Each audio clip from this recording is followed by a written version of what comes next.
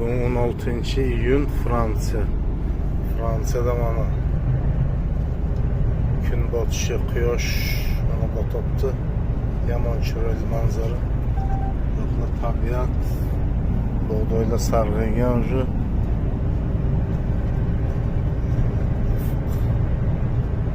Hozir Fransiyadan yuk ortib Belgiyaga to'plan. Tabiat yomon chiroyli mana.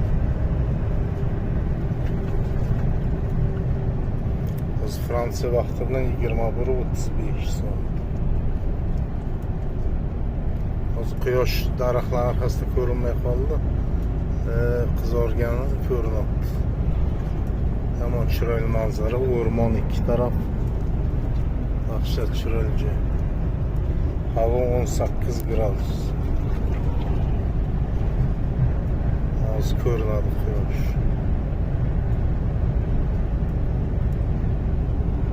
Saksan ketibman.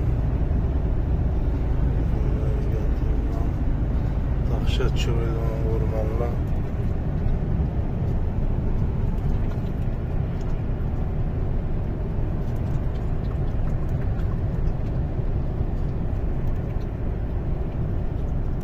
Quyosh ko'rinmay qoldi daraxtlar orqasida.